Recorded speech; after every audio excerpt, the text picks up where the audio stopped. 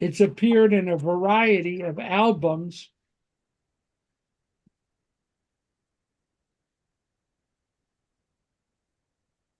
It was picked up by Jewish groups supporting what happened on October 7th.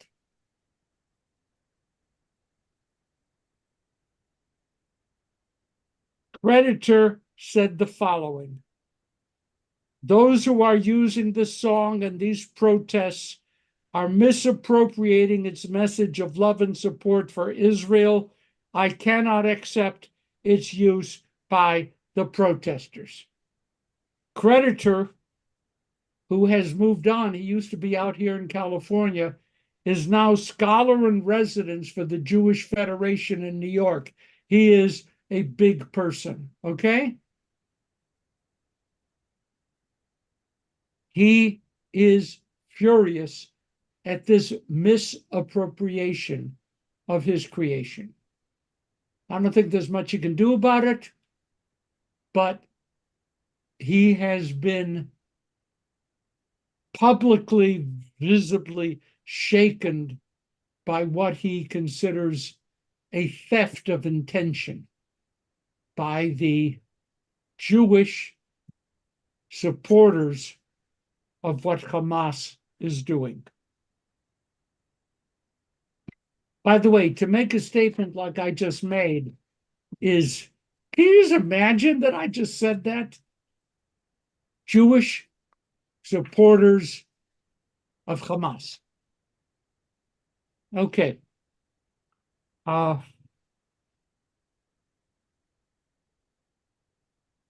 have a comment Please. about Jewish Voice for Peace. Certainly one of the more loathsome organizations that have ever had the word Jewish in them. One of the things they did was to unfurl a huge, I don't know, sign or sidewalk drawing or banner or something of the Seder plate, a couple days ago. And in addition to karpas and bitter herbs, and slaying of the firstborn, it also had genocide and settler colonialism in it. And it also had Hebrew words, like karpas was in Hebrew, but the Hebrew letters were backwards. They went from left to right. And nobody in Jewish Voice for Peace noticed anything. It's one of the most, I have to look up who, I know there's one of these organizations, and I think this is the one, was founded, ancient times when I was a little graduate student, by Noam Chomsky and Judith Butler. No, not then. I mean, you list all the people like Chomsky, but Jewish Voices for Peace, more recent. All I can say is within the Jewish world, there are now voices that support JVP.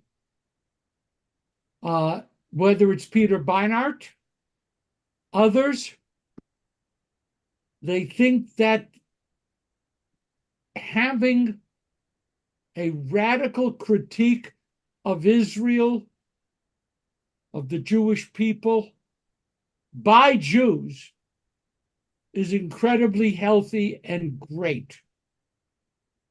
Well, Peter Beinart, I don't know. I'm just been inflamed, but I heard Alan Dershowitz, who, again, I don't always agree with, describe him in the most negative terms. It sounds like something I would say. I mean, he's a total fraud.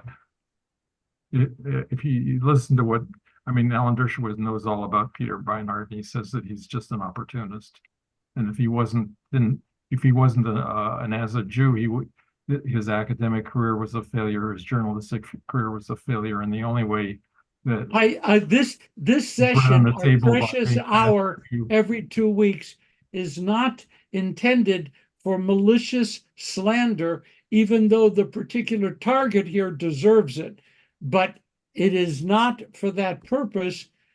Peter Beinart is a Jewish public intellectual. That is a job that pays nothing, that comes to He you. has a paid job. He has No, a but I'm talking about this more generic, the public intellectual I've read is Peter Beinart when he was the editor of the New Republic. So I know him going way back, but Alan Dershowitz also is, okay. Let me just I don't finish, think it was malicious, Howard. it was factual. Howard, let me just finish. Peter Beinart is a regular favorite of the op-ed columns of the New York Times, Yes, a whole bunch of other places. He absolutely. is highly regarded as a voice of the Jewish extreme left.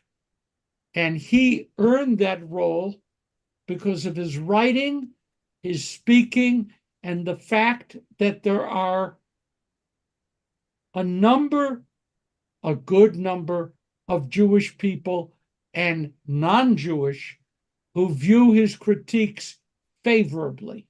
Yeah, useful idiots. Well, that's not what I just said. No, Okay, so all that I wanted to point out was that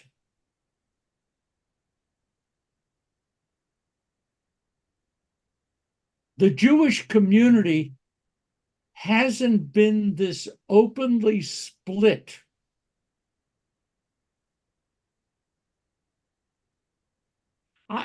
Not that I remember this, but I remember I know that the American Jewish Committee was founded. American Jewish Committee was founded. And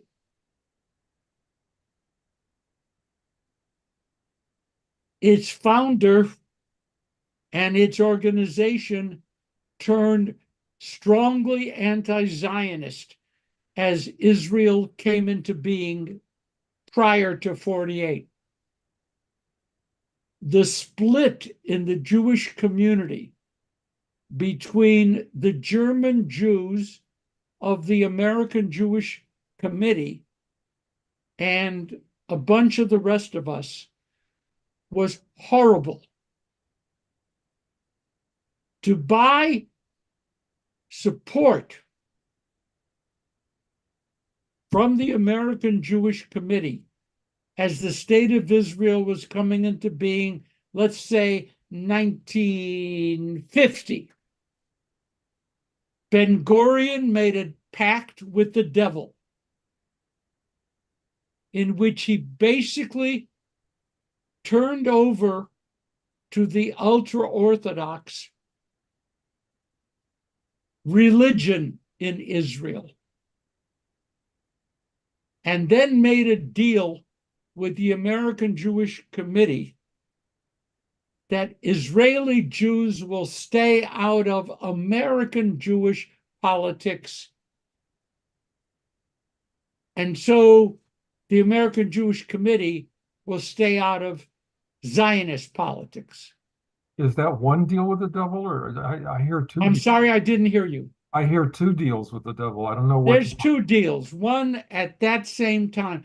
I don't believe they were connected, but they reflect Ben Gurion's desperate need to build bases of support for the newborn state. And so to quiet Orthodox opposition which he felt would fade away in a matter of 5-10 years, because who would ever want to be an Orthodox Jew? That was what Ben Gurion felt. And therefore, sure, I'll make a deal with them. And then I'll wave goodbye as they fade. He was wrong. The deal he made with the American Jewish Committee was outgrown. The American Jewish Committee today is strongly Zionist. I started off by saying the split in the Jewish community right now resembles pre-Israel fights over Zionism at the highest level, not only highest level, with the money. Okay? The big money people were battling and the German Jews were battling with the Eastern European Jews. It was a difficult time. What brought all of that to an end?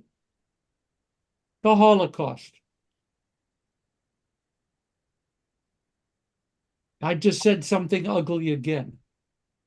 The Jews were not going to be able to get their act together until disaster fell on everybody, no matter what your politics.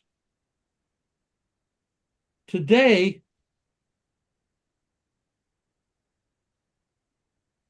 in all of the university uprisings, every commentator is pointing to the Jewish students, small in number, who are siding with the pro-Hamas protesters. And though we may say that we'll outgrow this,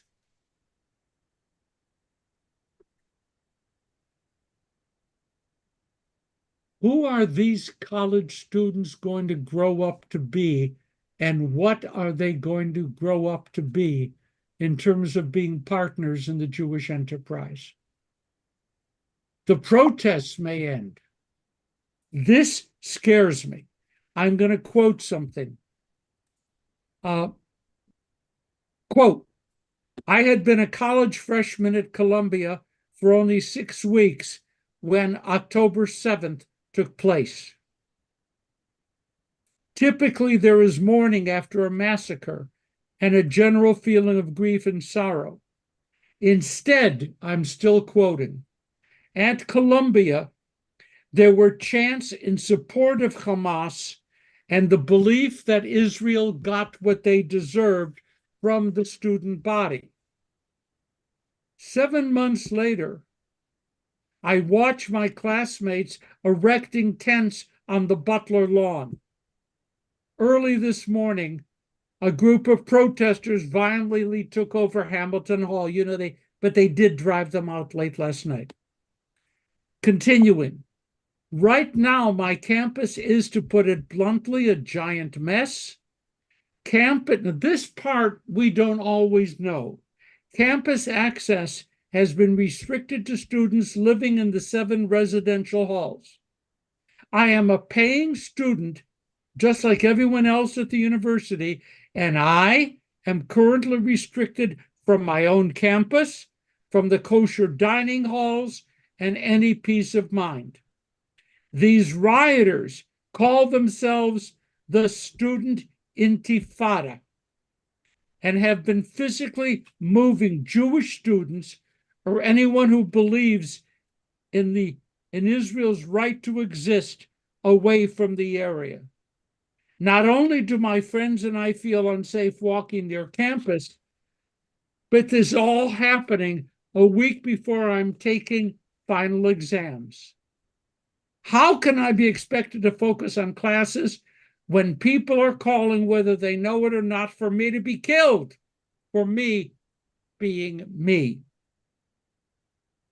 Today, the members of Columbia Students for Justice in Palestine chapter are terrorizing the Jewish students on campus as they try to force the administration's hand. They claim they are protesting genocide in Israel, and they want the school to divest. Their favorite chant on the public spaces of Columbia, their favorite chants include, there is only one solution, Intifada revolution. Upon taking over Hamilton Hall, students were screaming, Intifada, Intifada, over and over again. They are trying to terrorize us. When one of the encampment student leaders said in January that he wanted to, quote, kill Zionists, close quote, and that, quote, Zionists have no right to live, close quote, he was allowed to remain on campus until video of his comments were discovered by outside organizations. I am exhausted. News helicopters overhead, journalists. I can't go to the library to study. We are trapped in our dorms, too afraid to leave or barred from campus totally. Close quote. By the way, I thought that was pretty articulate for a college freshman. Okay, he's at Columbia, so that's okay. Howard. Just a brief correction about Jewish Voice for Peace. It was founded in 1996, and the members of the advisory board include Tony Kushner, Sarah Schulman, Judith Butler, Noam Chomsky, Naomi Klein, and Wallace Shawn. Right. All that I wanted to indicate that it wasn't as early as you initially said. That's fine. Yes. That's correct. Steve.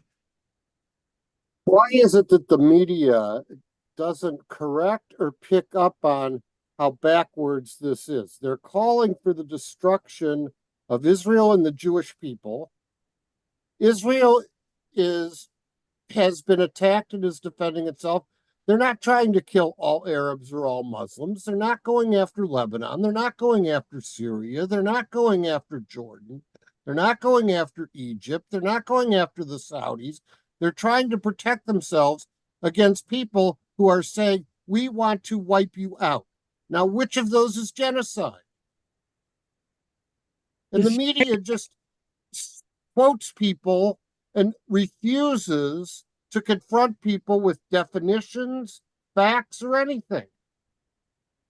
And it will do you no good to demand that because they don't respond. But it's their job. Pardon? It's supposed to be the job of a good journalist. I'm sorry. You can bang your head against the wall. Do you know how often on a daily basis Israel is accused of genocide? Of course. And saying over against that, it doesn't meet any definition. It's not true. Da da da da da da. Guess what?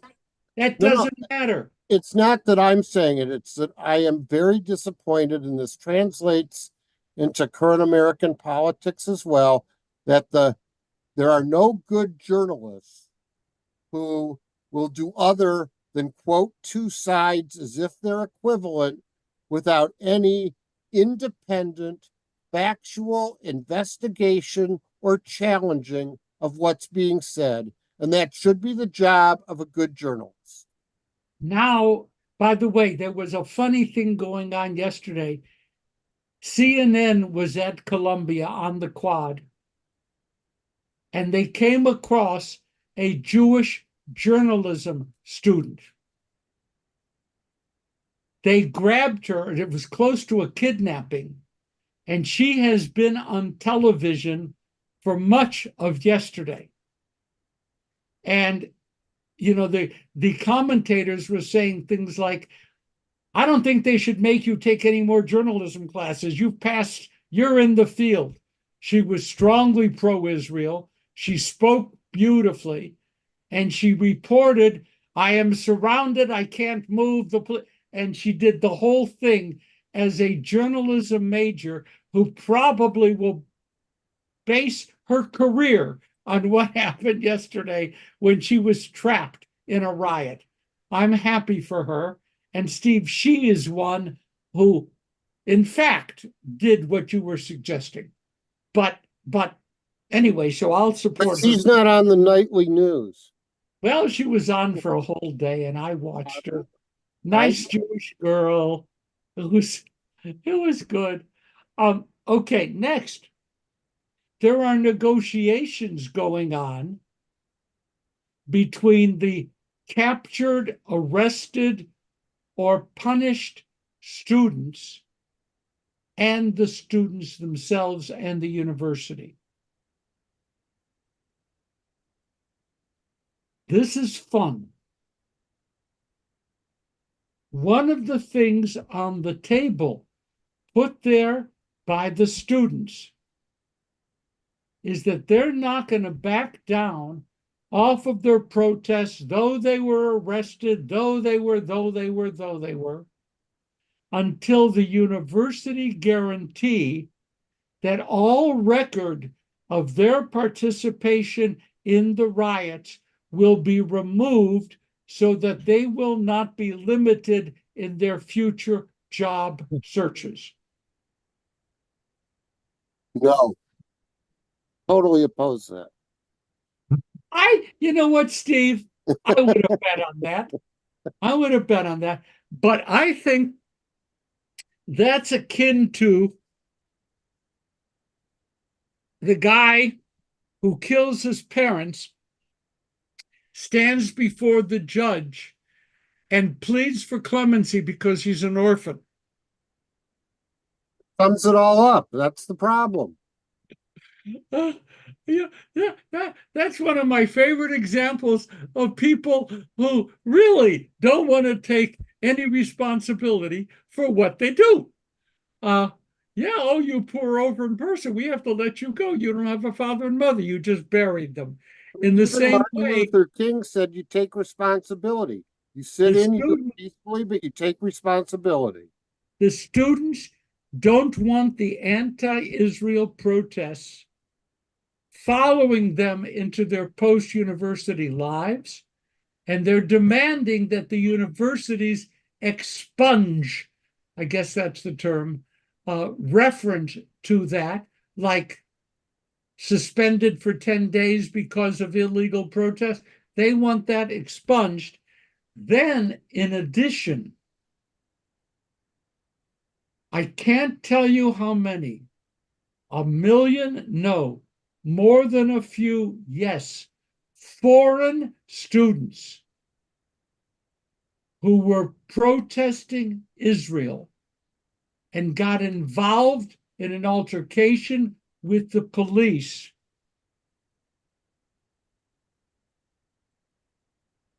face university suspension, which means loss of visa and immediate deportation.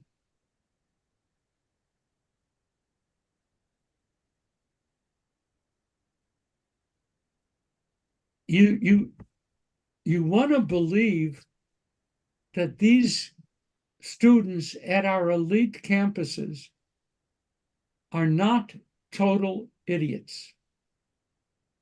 What did you think would happen if you get busted as a foreign student on a temporary visa, student visa? What did you think? And by the way, when you break the windows of Hamilton Hall and occupy the building, why do you suspect that won't end up on your permanent record? Why? They're being worked for Hamas. Huh? This whole approach worked for Hamas. Why wouldn't it work for the students? Okay, Susie.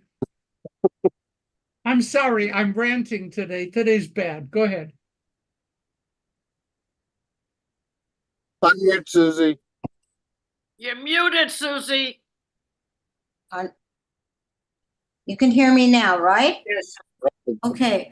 Regarding the protesters and being punished or excommunicated from the school, et cetera, et cetera.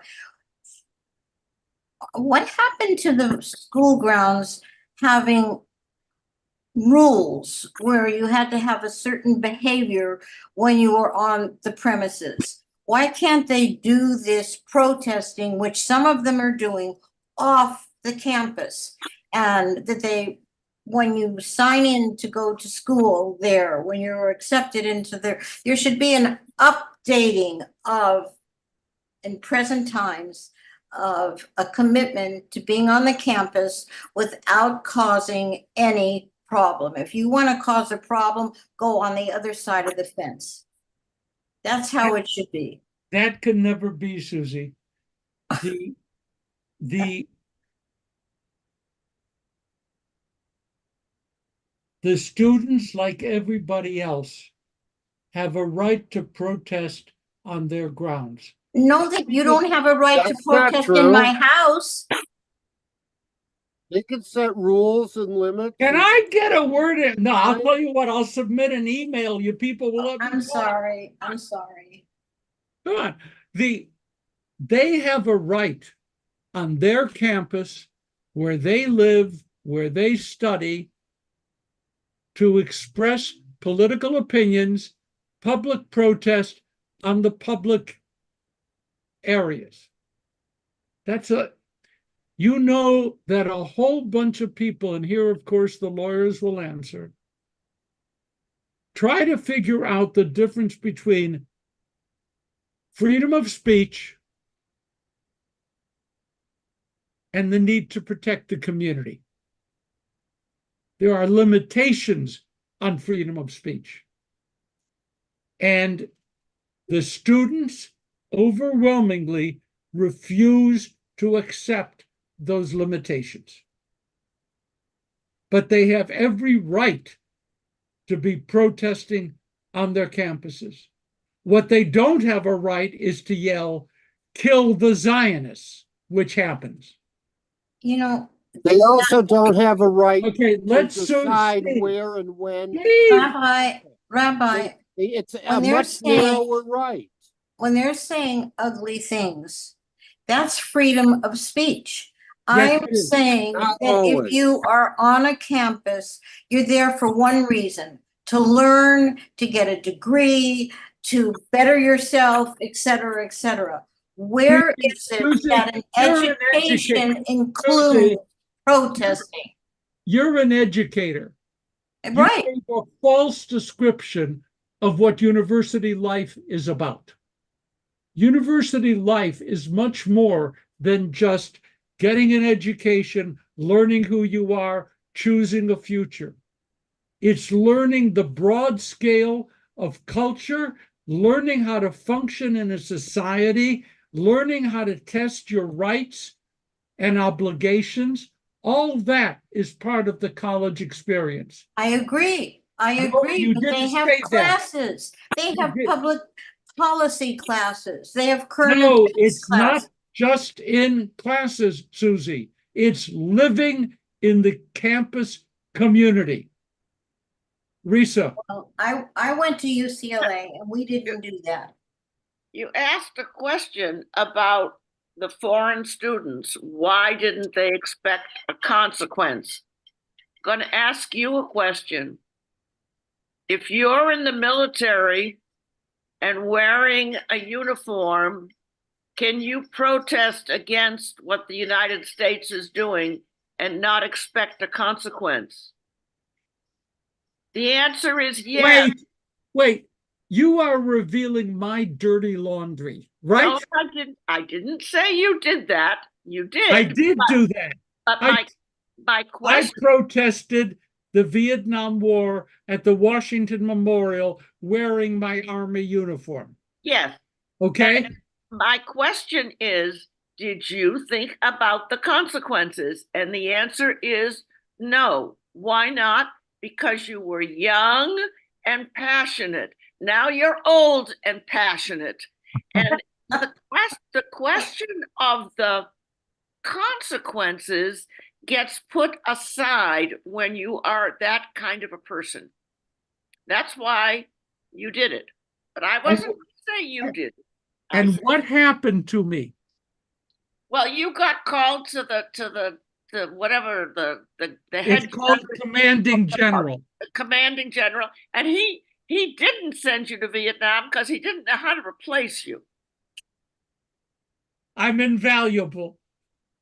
No, but I'm just saying it makes sense for these kids not to care about the consequences or not to know about the consequences because they're in the passion of the moment and they're young.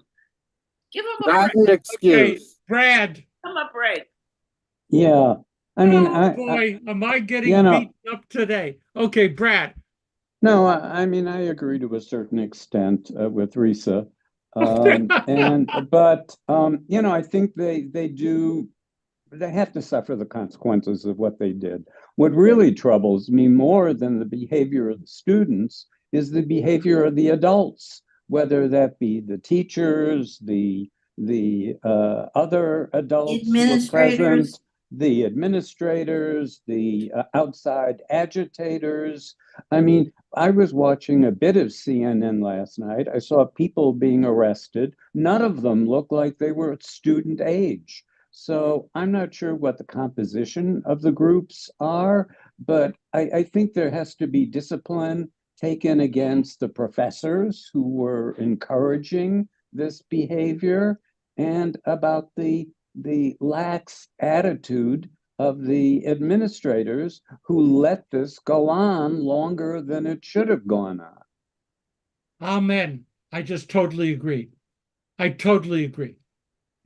Susie, your hand is up. Okay, imagine this, just imagine this, because I'm a peaceful person. If all the protesters got together civilly, calmly, and said, let's raise some money. Let's raise some money and rent some big place, and all of us meet together at a place, not the campus. Let's give speeches where everybody's listening. Let's hold signs where everybody's watching. Let's make our statement, and the professors, the administrators, everybody, but it's not the college campus. Okay, I mean, you and I have a disagreement there, and I've learned that you're usually right, but we have a disagreement there. Not this time, you're I right. just am Matt. peaceful. Risa Shirley, Well, thank you. One of the things that they're asking for, Susie, is for the college to divest investment in Israel.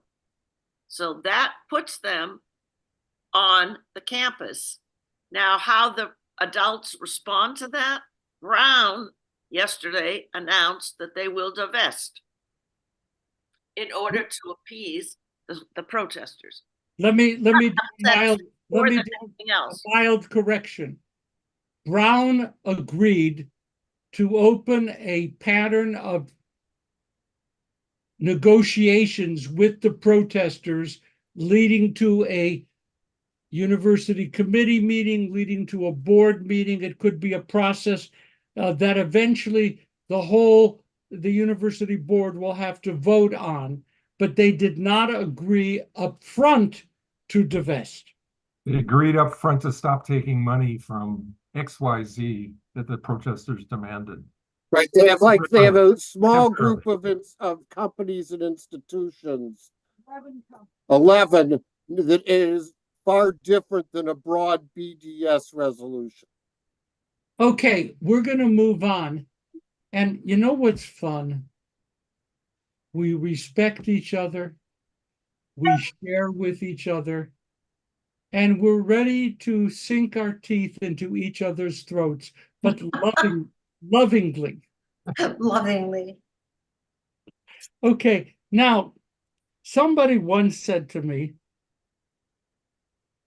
why doesn't Israel have better PR? You ever say that? Yeah. Why doesn't Israel explain itself better? Then I read, do you know the Allenby Bridge? The Allenby Bridge crosses between Jordan and Israel, named after General Allenby. And it was one of the original bridges. It's been there like for a long pre-Israel time.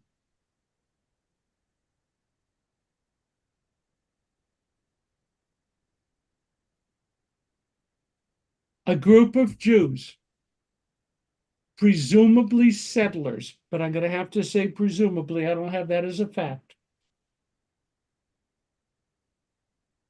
blocked the movement of aid trucks moving from Jordan to Gaza over the Allenby Bridge to cross over Israel to go to Gaza with the full approval of the Israeli government. A group of Jews stopped the movement of aid trucks from Jordan to get to Gaza because they want to halt the hundreds of aid trucks lined up in Jordan, waiting to cross over to get to Gaza with Israel's approval. And these Israelis, and I'm going to say presumably settlers, though I don't know that, physically protested and blocked the bridge. I don't have anything else to say about that. You could say it's wrong. Wrong? They want, Yeah, they I want could to say block- it's self-defeating, suicidal, stupid. I could say that, but I'm not going to because I don't want to be, you might accuse me of being judgmental, and I do not want to be judgmental. I read this. Israeli put, do you know about Lag BaOmer? Lag BaOmer comes in the counting of the Omer between now and Shavuot. Lag BaOmer is the 33rd day of the Omer, and it is a mystical day in which huge bonfires are built and Jews, traditional and otherwise, flock to Mount Meron, which is Israel's only snow-capped mountain. They have a ski resort on Mount Meron, which is really, wow, we have one of those. Israel has now announced that because of security purposes, they're going to have to cancel the gathering. And it's not just because Palestinians or Hamas or whatever might attack the thousands of people who gather for this really joyous bonfire mystical gathering, because Jews might.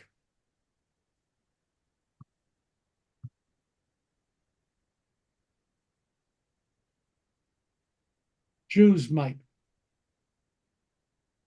Can I express again before I get to Brad? We are ripping ourselves apart. Not only are we facing huge waves of hatred, anti-Semitism, anti-Zionism,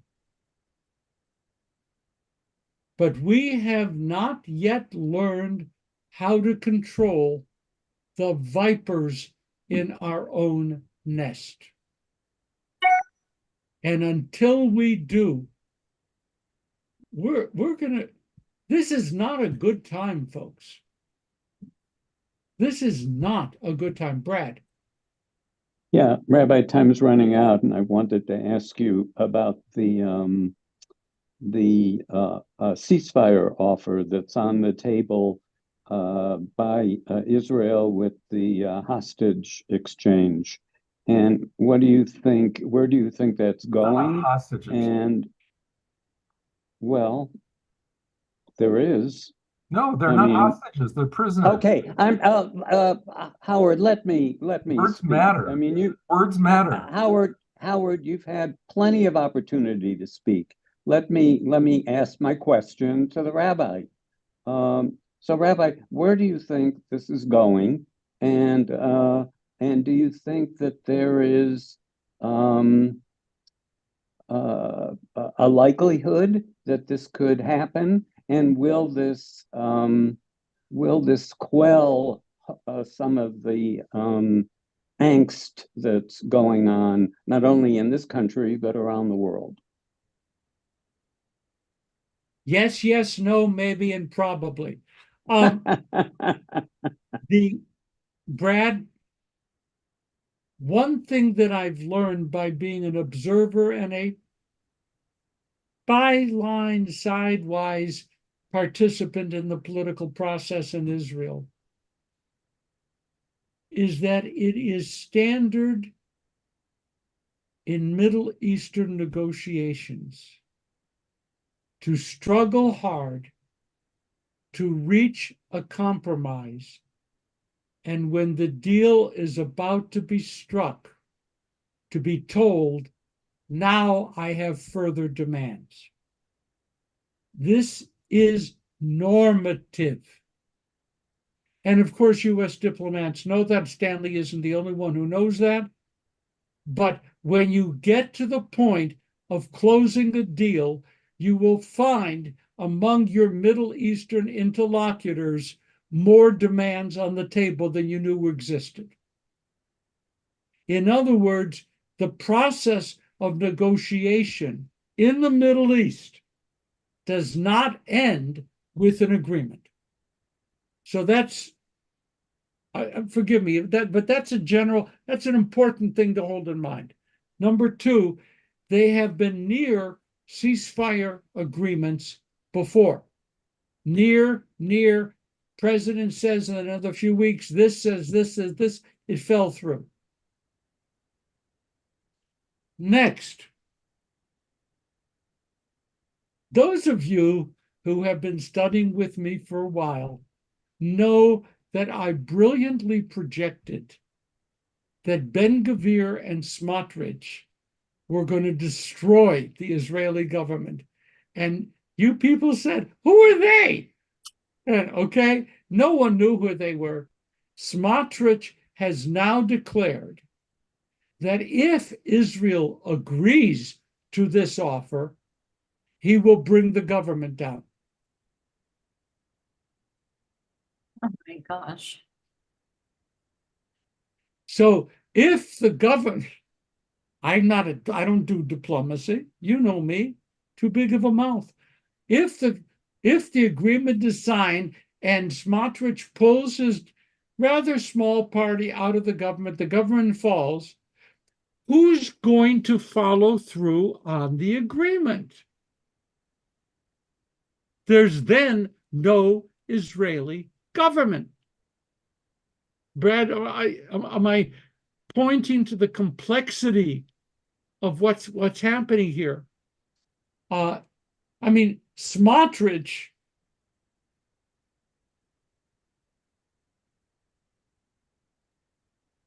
is a racist right-wing guy, but he can bring the government down if they dare to sign an agreement.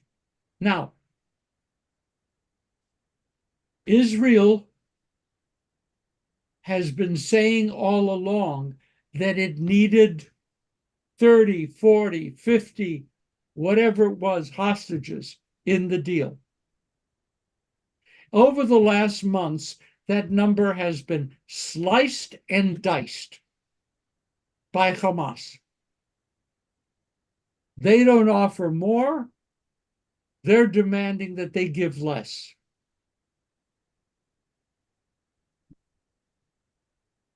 Two weeks ago, Israel said in this peace negotiation with Blinken and all those good people, I think down to 34, I think that's close to what they're demanding. They won't tell us who's still alive. They won't tell us where those bodies are of those not alive, or where the hostages are of those that Hamas doesn't have. Israel's getting none of that.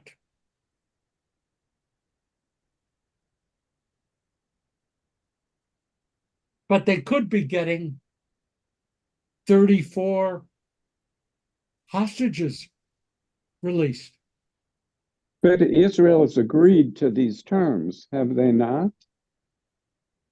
Israel has agreed to these terms, and our Secretary of State publicly stated Israel has now made a generous offer, which we would only hope and expect that Hamas will accept, but they have not yet accepted. They're thinking about it. Do you remember what my first comment was? As we grow closer to an agreement, they're going to add demands. So Brad, do I think the deal is going to be struck? I am less than 50% convinced. Actually, probably a lot less, just because of the situation. Didn't In Bibi this today, case- in fact, say he wasn't sure he would go through with the deal as currently exists? I can't hear you, Steve. I'm sorry. Oh, I thought that Bibi today said he wasn't sure he would agree to the deal that's currently on the table. Not true. Not true? Okay.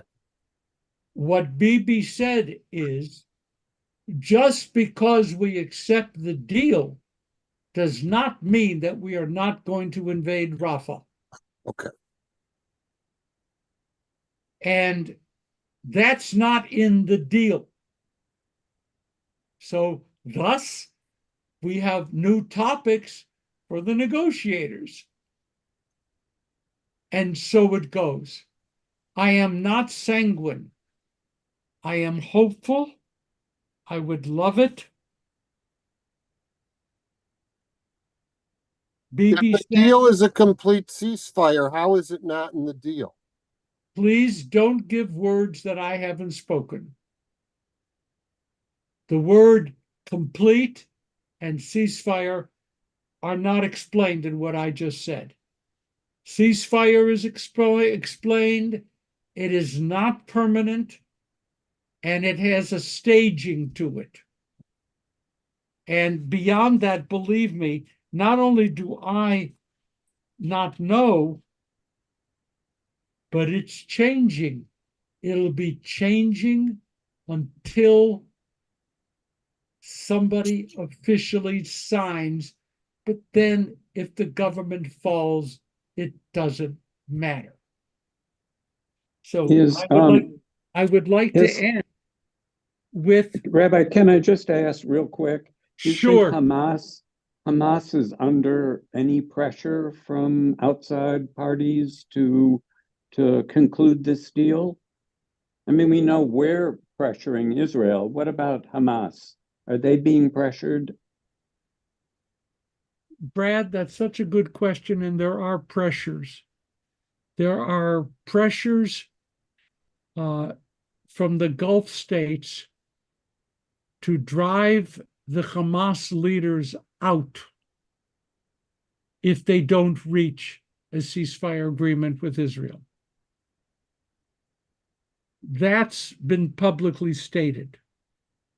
Two, the countervailing pressure is from Iran, who wants to keep the pot boiling. Hezbollah continues to send large numbers of missiles into northern Israel and stated this week that it wants to make the northern section of Israel Judenrein, empty of Jews. They intend to bomb missile northern Israel so that no Jews can ever settle there again. Are they under pressure? Everybody's under pressure. Pressure coming from Saudi Arabia. Fascinating. The United States is coming close to signing a nuclear sharing agreement with Saudi Arabia. It is technically expressed as civilian nuclear development. Saudi Arabia wants that development. The United States can sell it to them, and part of the price is recognizing Israel. All these things are floating out there, and progress is being made.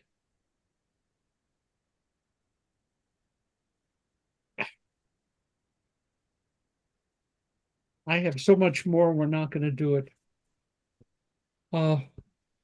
Progress is being made.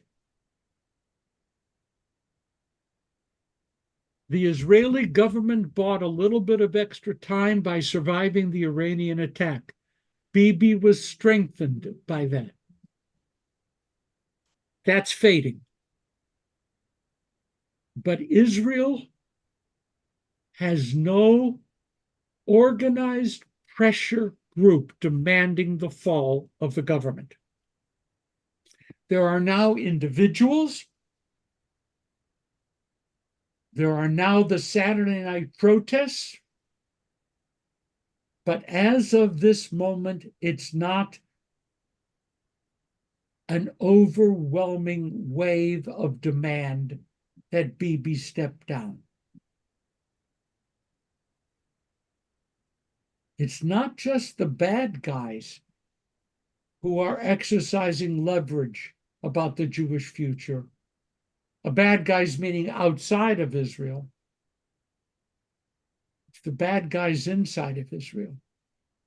And Israel's got some enormously serious problems.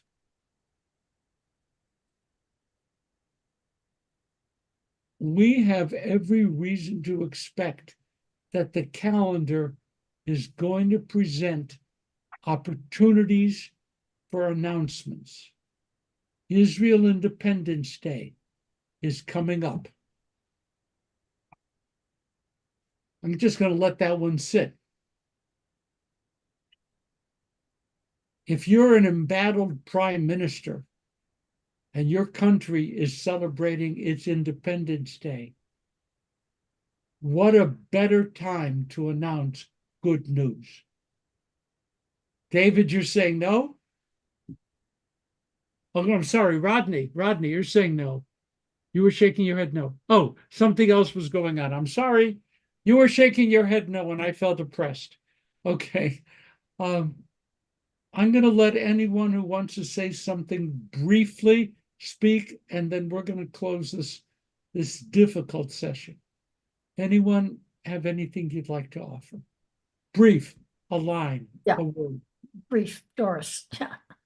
Doris? Yes, I want to say we're not hearing anything about the American prisoners that are being held.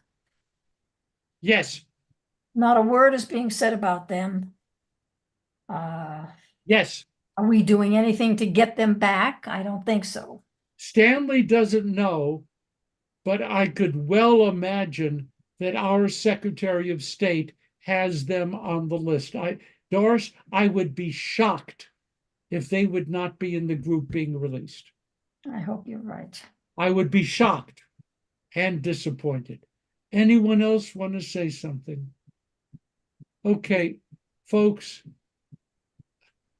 you're incredible. Thank you for sharing your passion, your wisdom, your capacity to rip me apart. Thank you for that. Thank you. And this is a privilege. Thank you very much. Have a peaceful week. We're grateful to have this discussion. Yeah. Me too. Thank you. Thank you. Thank you. Thank you, Thanks, Rabbi. Rabbi.